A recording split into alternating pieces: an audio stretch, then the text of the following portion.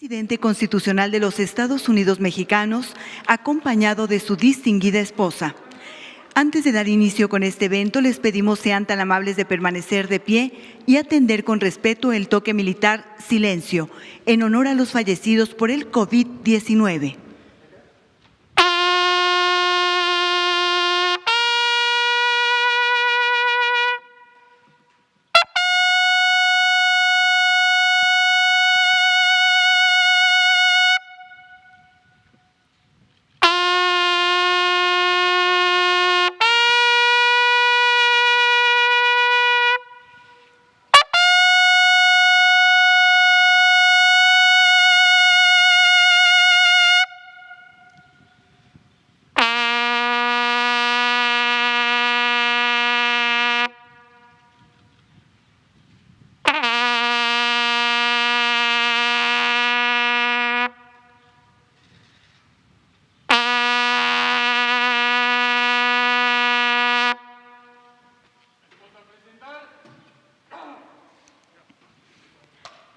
El presidente de México se dirige a la escolta de bandera para saludar a nuestro lábaro patrio.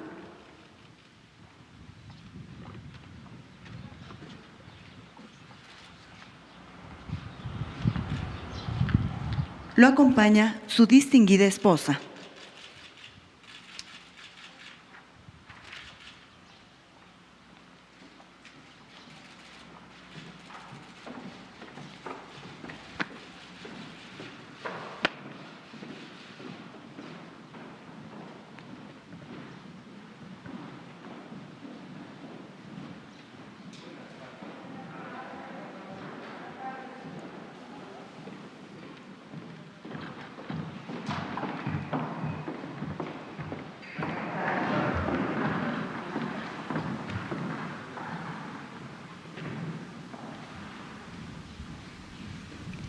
A continuación, se rendirán los honores al presidente constitucional de los Estados Unidos mexicanos y comandante supremo de las Fuerzas Armadas.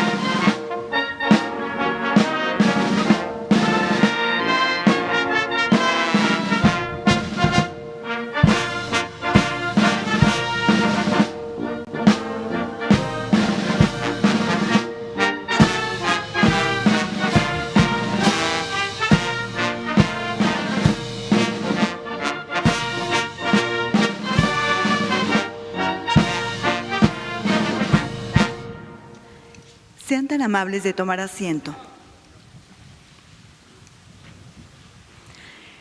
Preside este mensaje de los primeros 100 días del tercer año de gobierno el presidente constitucional de los Estados Unidos mexicanos, licenciado Andrés Manuel López Obrador.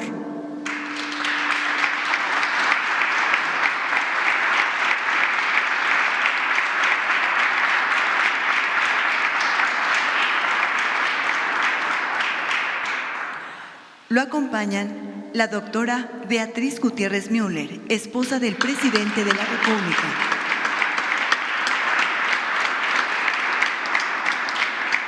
Los integrantes del gabinete legal, representantes de los medios de comunicación y quienes nos siguen por internet a través de las redes sociales.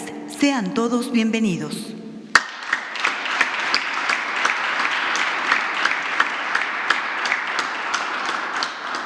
Escuchemos el mensaje que dirige el licenciado Andrés Manuel López Obrador, presidente constitucional de los Estados Unidos mexicanos.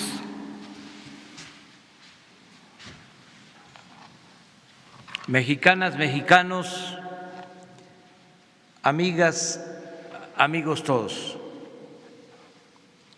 Aún con la fuerte pandemia del COVID-19 y otras calamidades, México se transforma y progresa con justicia y paz social.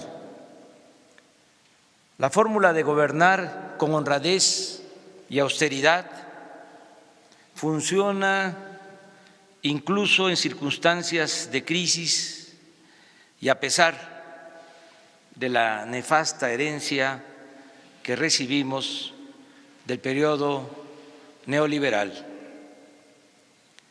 Con la política de cero corrupción hemos podido hacer más con menos y sin permitir lujos o derroche hemos ahorrado cientos de miles de millones de pesos. Se mantienen finanzas públicas sanas. No hemos contratado deuda adicional a lo aprobado por el Congreso. No hemos aumentado impuestos ni se han incrementado por encima de la inflación los precios de las gasolinas, el diésel, el gas y la electricidad. Asimismo, nuestra moneda, el peso, no se ha devaluado y la inflación se mantiene controlada. Los ahorros, por no permitir la corrupción y por hacer un gobierno sin privilegios que evita los gastos superfluos, nos han permitido financiar el programa de bienestar más importante en la historia de México. Las pensiones a los adultos mayores y a niñas y niños con discapacidad, las becas desde preescolar hasta posgrado, el mejoramiento y la construcción de vivienda, los créditos a la palabra, la atención a jóvenes que trabajan como aprendices, el apoyo directo a los comités de madres y padres de familia para mantener en buen estado las escuelas, el garantizar atención médica, medicamentos y vacunas de manera universal y gratuita, entre otras acciones de desarrollo social, benefician a la mayoría de la población. En este programa de desarrollo con sentido social destacan las acciones destinadas a rescatar el campo y a sus pobladores. Ahora los campesinos más pobres, sean ejidatarios, comuneros o pequeños propietarios, reciben apoyos directos para sembrar, se les entregan fertilizantes de manera gratuita y se benefician con precios de garantía en maíz, frijol, trigo, arroz y leche. Tanto por estos estímulos como por los créditos de la banca pública y privada, pero sobre todo por el acceso al mercado de Estados Unidos, la producción agropecuaria del país, a pesar de la pandemia, se incrementó en 2020 en 2% en comparación con el año anterior. En cuanto a la pesca, también aumentó el volumen de captura de las distintas especies y por primera vez se entregaron apoyos directos en efectivo a 200,000 pescadores de escasos recursos económicos. Mención especial merece el programa Sembrando Vida, por tratarse del esfuerzo más grande de reforestación en el mundo. En esta importante labor trabajan 420,000 campesinos que reciben un jornal de 5,000 pesos mensuales para plantar árboles frutales o maderables en sus parcelas. En la actualidad se han sembrado 700 millones de plantas y se llegará a 1,000 millones de arbolitos para cubrir una superficie de 1 millón de hectáreas en 20 estados del país. Así como aspiramos a ser autosuficientes en alimentos, también buscamos producir en México las gasolinas, el diésel y el gas que consumimos y ser independientes en la generación de electricidad. Reitero que la política petrolera del país tiene como propósito respetar los contratos otorgados por la llamada reforma energética del sexenio anterior, pero no entregaremos nuevas concesiones para la explotación del petróleo y seguiremos protegiendo a Pemex para mantener su participación actual en el mercado de las gasolinas, el diésel y otros derivados. Esta política energética busca producir en México las gasolinas que el país consume y dejar de importar combustibles del extranjero. Con este fin, se continúa destinando recursos para la modernización de las refinerías existentes. Se reiniciará la construcción de la planta coquizadora de Tula Hidalgo y se va a concluir a mediados del año próximo la nueva refinería de Dos Bocas, Paraíso, Tabasco. Aún cuando se han descubierto 3 grandes e importantes yacimientos petroleros durante nuestro gobierno, la extracción de petróleo se destinará a la refinación y se acabará con la práctica de exportar crudo y comprar gasolinas, es decir, toda la materia prima será procesada en nuestro país. Esta nueva política significa no extraer más petróleo que el indispensable para cubrir la demanda de combustibles del mercado interno. En términos cuantitativos, esto significa que durante todo nuestro mandato no sacaremos del subsuelo más de 2 millones de barriles diarios. De esta forma, evitaremos el uso excesivo de combustibles fósiles, seguiremos actuando de manera responsable y no se afectará la herencia de las nuevas generaciones. La Secretaría de Hacienda y Crédito Público continuará reduciendo los impuestos a Pemex para garantizar la ejecución de su programa de inversión, mantenimiento y operación.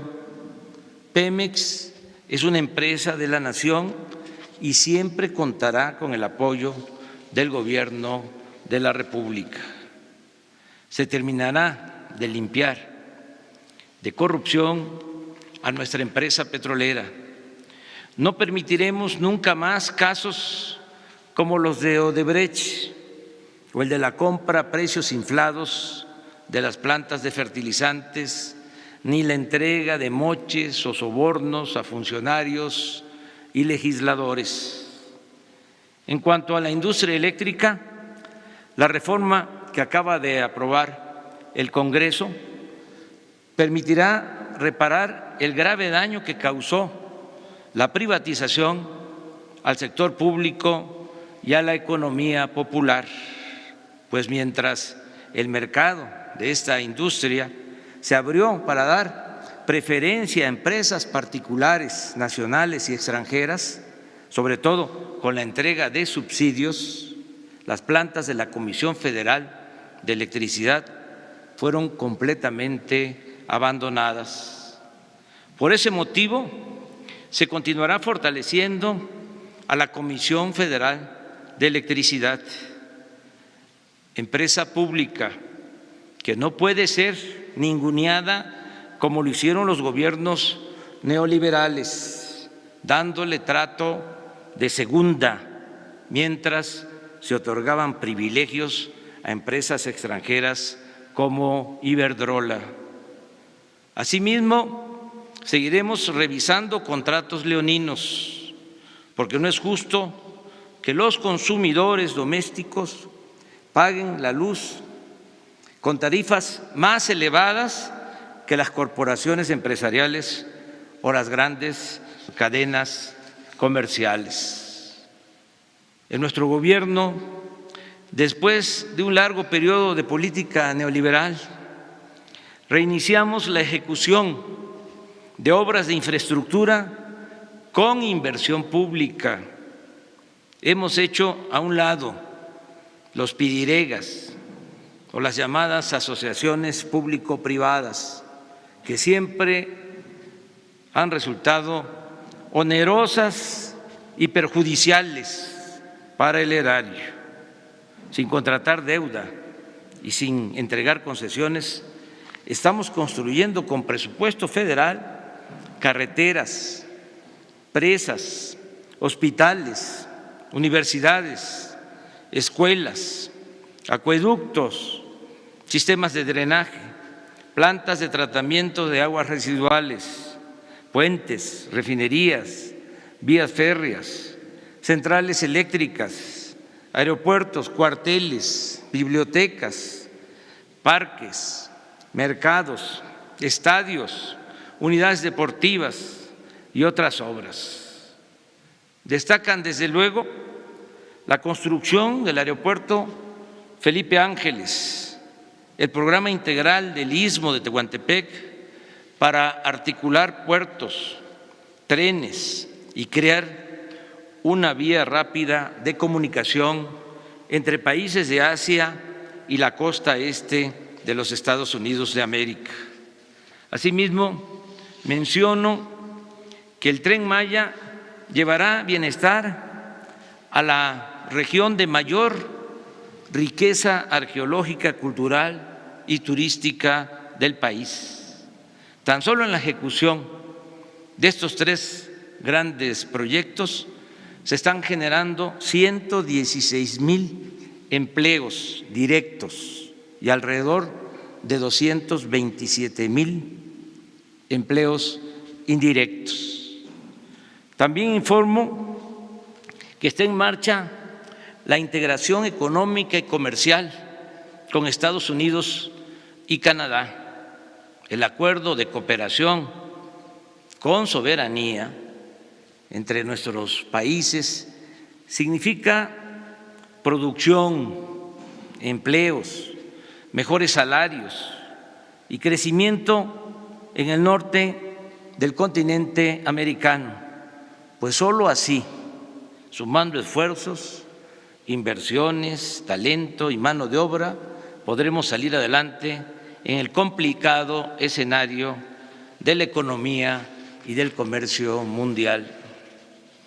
Somos conscientes que el desarrollo nacional depende en buena medida de que logremos reducir la violencia y garantizar la plena tranquilidad pública.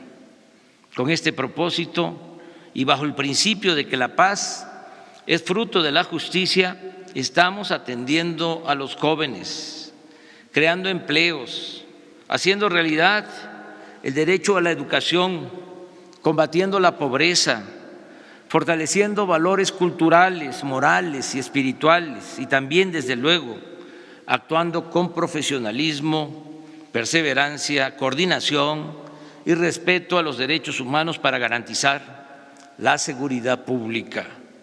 Fruto de este trabajo conjunto de todos los días son los siguientes resultados. En el tiempo que llevamos en el gobierno se redujo el robo de combustibles, el llamado huachicol, en 95%, los homicidios en 1.6%, el robo de vehículos en 40%, el secuestro en 38%, y así en casi todos los delitos del fuero común y del fuero federal.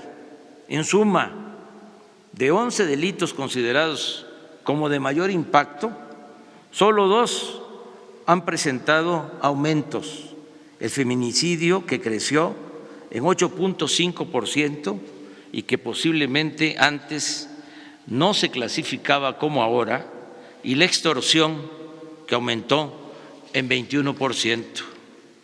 Todo este esfuerzo para conseguir la paz se ha llevado a cabo sin violaciones a los derechos humanos, sin el involucramiento de las fuerzas federales en masacres, sin cometer tortura, sin perpetrar desapariciones forzadas y ejecuciones extrajudiciales, sin criminalizar a sectores enteros de la población como ocurría antes. Aquí destaco la importancia de la creación de la Guardia Nacional, que ya cuenta con 100,000 elementos, los cuales operan desde 157 cuarteles construidos por los ingenieros militares en todas las regiones del país. Expreso mi reconocimiento sincero y fraterno a las Fuerzas Armadas. Sin la lealtad de las Secretarías de Defensa y de Marina y sin su entrega al pueblo, no tendríamos los mismos resultados en seguridad, en desarrollo y en bienestar. Con las Fuerzas Armadas ayudamos a la población afectada por huracanes, inundaciones, temblores, incendios y otros siniestros. Y con ellas, con las Fuerzas Armadas, contenemos a la delincuencia organizada e impulsamos la reconstrucción de la seguridad y de la paz en las regiones del país más afectadas por la violencia delictiva.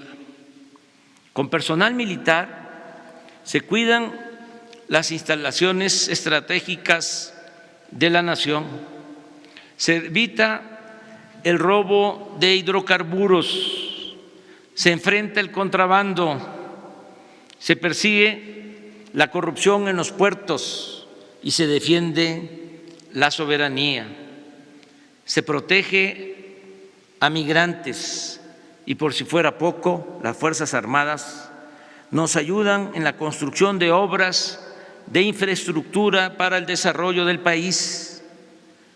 Recordemos que sin los ingenieros militares y marinos no estaríamos en este proceso de construcción de obras y servicios, de acciones tan relevantes como el dragado o desasolve de ríos, la limpieza de playas, la construcción de canales, las sucursales del Banco de Bienestar, los cuarteles de la Guardia Nacional, los viveros para las plantas del programa Sembrando Vida, el manejo de la logística y la distribución de las vacunas contra el COVID. Sin su ayuda no habríamos podido realizar la tarea de reconstrucción o terminación de hospitales que el régimen neoliberal dejó abandonados o a medio construir. El apoyo del personal de salud, de la defensa y de Marina han sido fundamentales para hacer frente a la pandemia, pero también para emprender la construcción del Tren Maya, el nuevo aeropuerto de Tulum y el aeropuerto Felipe Ángeles en Santa Lucía.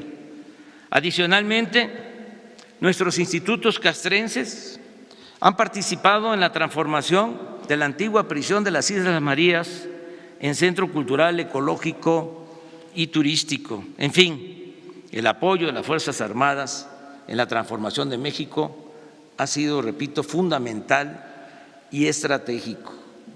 Sin duda, no habríamos podido enfrentar a la delincuencia y garantizar la seguridad de los ciudadanos con la extinta Policía Federal, que estaba podrida casi por entero, como lo prueba el hecho de que uno de los anteriores secretarios de Seguridad Pública permanece en la cárcel en Estados Unidos acusado de asociación delictuosa y lavado de dinero.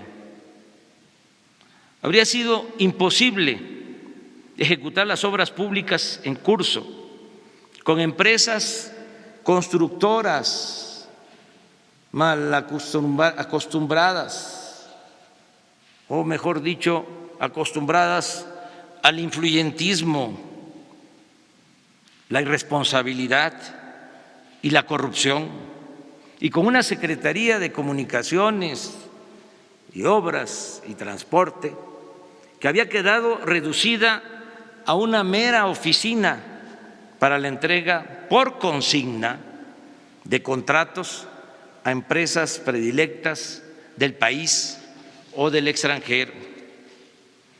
Las acusaciones de que estamos militarizando al país carecen de toda lógica y en su mayoría de la más elemental buena fe. No se ha ordenado a las Fuerzas Armadas que hagan la guerra a nadie.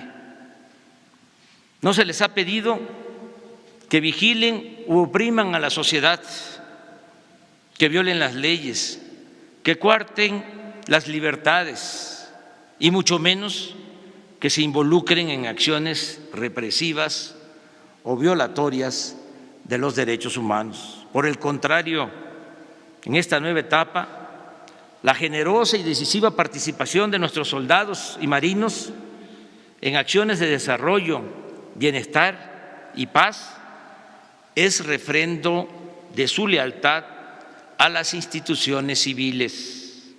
Esa participación, además, contribuye a dejar atrás la distancia y hasta la desconfianza entre civiles y militares que se generó por las decisiones erróneas y perversas de los anteriores gobernantes.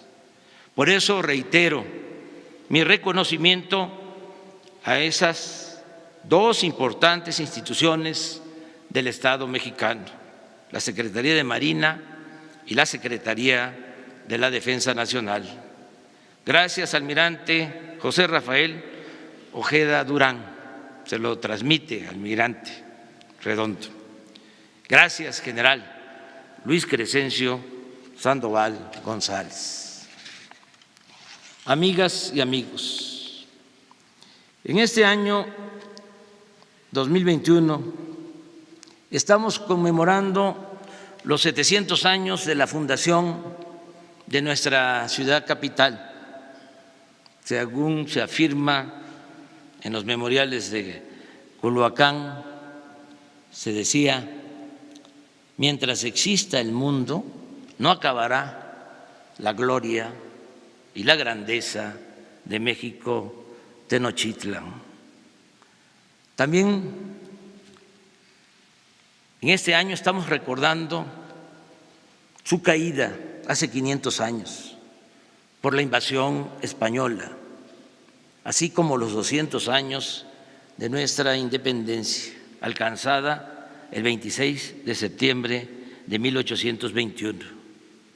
Para nosotros, la historia, como diría Cicerón, es la maestra de la vida, y las culturas heredadas de nuestras grandes civilizaciones han sido siempre nuestra salvación ante agresiones, huracanes, temblores, inundaciones, incendios, sequías, epidemias, malos gobiernos, saqueos y otras desgracias.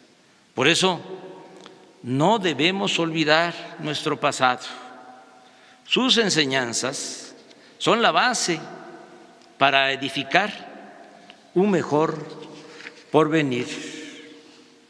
En este contexto, hemos celebrado ya 3 actos conmemorativos, uno dedicado a Vicente Guerrero, líder popular e independentista, otro para recordar la promulgación del Plan de Iguala y la creación de nuestra bandera, y recientemente, el 25 de marzo, en Chapotón, Campeche, honramos la resistencia indígena y condenamos el racismo. En estos encuentros de reflexión y diálogo nos acompañaron Martin Luther King, hijo del gran luchador de los derechos civiles, Alberto Fernández, presidente de Argentina, y Luis Arce Catacora, presidente del Estado Plurinacional de Bolivia. También se tienen programadas para los meses próximos exhibiciones de piezas arqueológicas y códices, así como la participación de delegaciones artísticas de varios países, con la asistencia de mandatarios o líderes sociales o sectoriales de diversas expresiones políticas, étnicas, sociales y culturales del mundo. Entre muchas otras cosas, destaco la reedición de 2.100.000 libros que se van a distribuir de manera gratuita, de 21 destacados autores que han dejado con sus obras constancia de la grandeza cultural de México. Cito los títulos y a los autores: El laberinto de la soledad, de Octavio Paz; Tomochic, de Heriberto Frías; Crónicas de amor, de historia y de guerra, de Guillermo Prieto; Balún Canán, de Rosario Castellanos; El libro vacío, de Josefina Vicens; Canec, de Emilio Abreu Gómez; Noticias biográficas de insurgentes apodados, de Elías Amador; Paseo de la Reforma, de Elena Poniatowska; Los de abajo, de Mariano Azuela; La sombra del caudillo, de Martín Luis Guzmán; Río subterráneo, de Inés Arredondo; El libro rojo de la independencia, de Vicente Riva Palacio y Manuel Paino; Breve historia de la guerra con los Estados Unidos, de José C. Valadez; Apocalipsis, de Carlos Monsiváis; Tiempo de ladrones, de Emilio Carballido; Muerte en el bosque, de Amparo Dávila; Antología de la poesía del siglo XIX, de varios autores, mujeres y hombres; y Matarazo no llamó, de Elena Garro; Tiene la noche un árbol, de Guadalupe Dueñas; Pueblo en vilo, de Luis González y González; La revolución de independencia, de el maestro Luis Villoro. Amigas y amigos, pese del tremendo daño causado por la pandemia de COVID-19, que además del sufrimiento de millones de enfermos ha provocado un inmenso dolor a familiares por la pérdida de sus seres queridos, poco a poco vamos construyendo una nueva normalidad. En estos últimos tiempos han bajado los contagios, las hospitalizaciones y, lo más importante, los fallecimientos. Y precisamente ahora estamos contando con más dosis de vacunas para proteger lo más pronto posible a toda la población. Ya comenzamos con los más expuestos a contraer el virus y con los más vulnerables. El plan de vacunación comenzó con el personal de salud de hospitales COVID y ahora estamos atendiendo a adultos mayores de 60 años de todo el país. Contamos hasta el día de hoy con 12.300.000 334.445 dosis y hemos aplicado hasta hoy también 7.401.513. Y reitero, el compromiso de terminar de vacunar a todos los adultos mayores del país en este mes próximo, en el mes de abril. De esta manera, según los especialistas, se podría reducir la mortalidad por COVID en un 80%. Además, inmediatamente después de concluir con la población adulta, vamos a vacunar a los trabajadores de la educación, tanto del sector público como del sector privado, para reiniciar clases presenciales, de ser posible antes de terminar el ciclo escolar. Termino en este caso informando que tenemos contratos para recibir vacunas suficientes y proteger pronto, muy pronto, a toda la población. Además, 2 vacunas se están envasando en México, CanSino y AstraZeneca, y ya se empezaron a producir millones de dosis por semana de estas 2 vacunas. Aprovecho para agradecer a todas las empresas farmacéuticas y centros de investigación por su actuación responsable. Ya hablé de 2 vacunas y agrego Sinovac.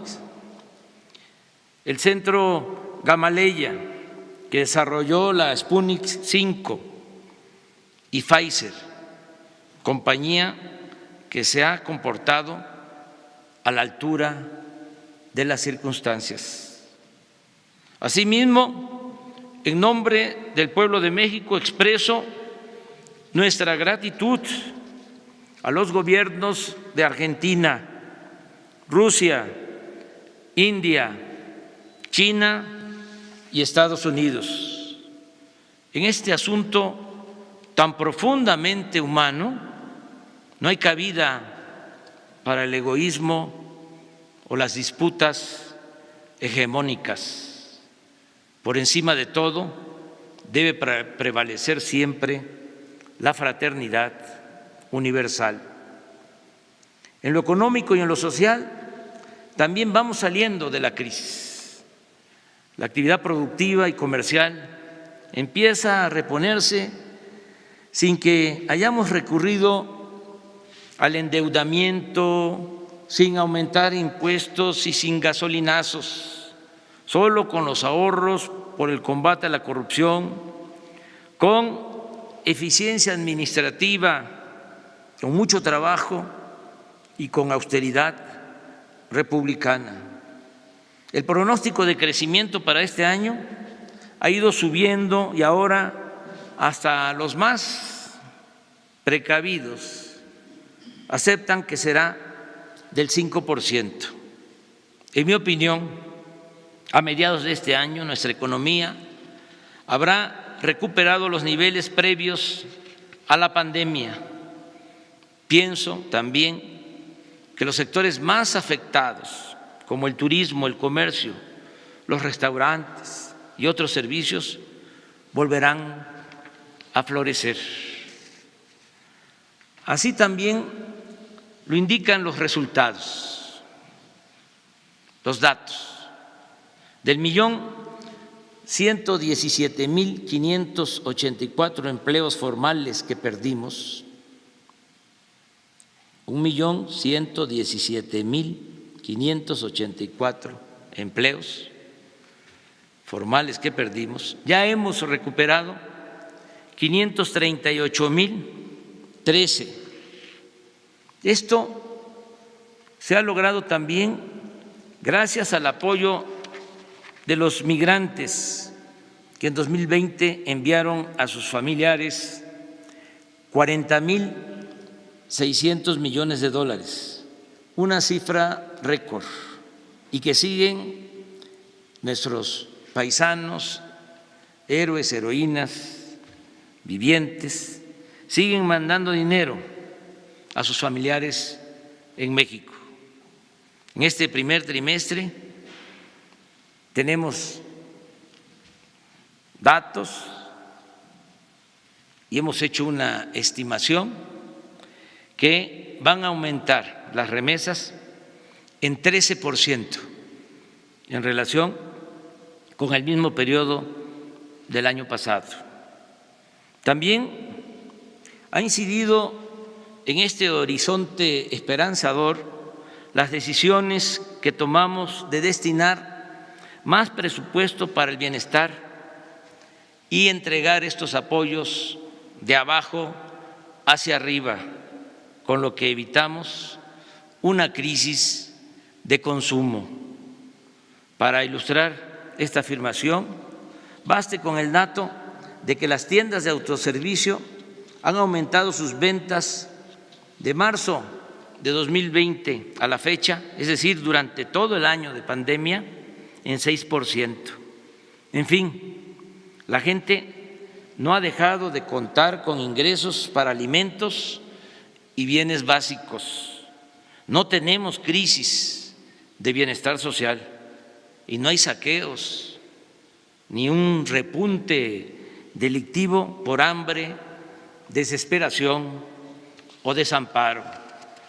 Desde luego, todavía hay, desgraciadamente, en nuestro país mucha pobreza y nos falta alcanzar el objetivo central de vivir en una sociedad mejor, más fraterna, con más igualdad, justicia, democracia y libertades, completamente libre de las rémoras del clasismo, de la discriminación y del racismo. Pero hacia allá vamos, en busca de esa maravillosa utopía, de ese fecundo y bello ideal de ser felices por estar bien con nosotros mismos, con nuestra conciencia y con el prójimo. Muchas gracias. ¡Viva México! ¡Viva México! ¡Viva México!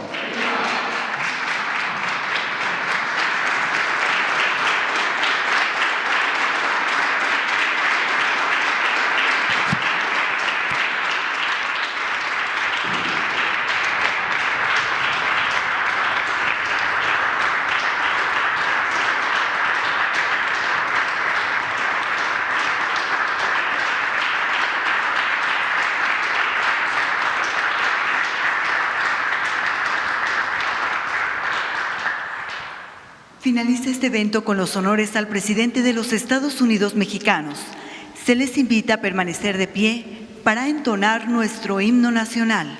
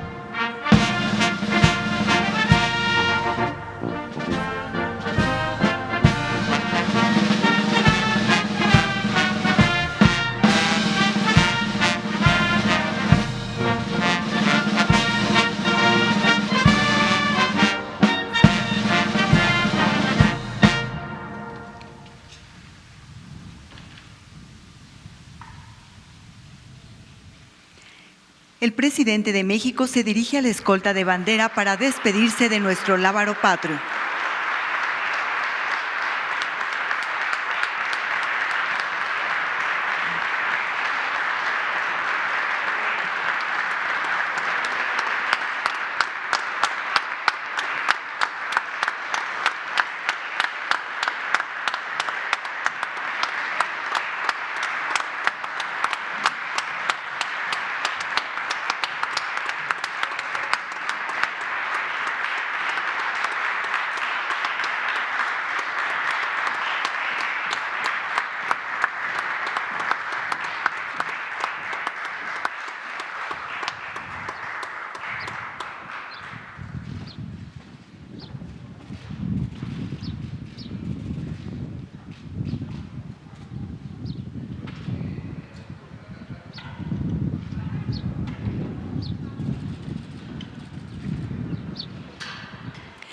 Se agradece la asistencia del presidente de México, de su distinguida esposa y funcionarios que lo acompañaron. Muy buenas tardes.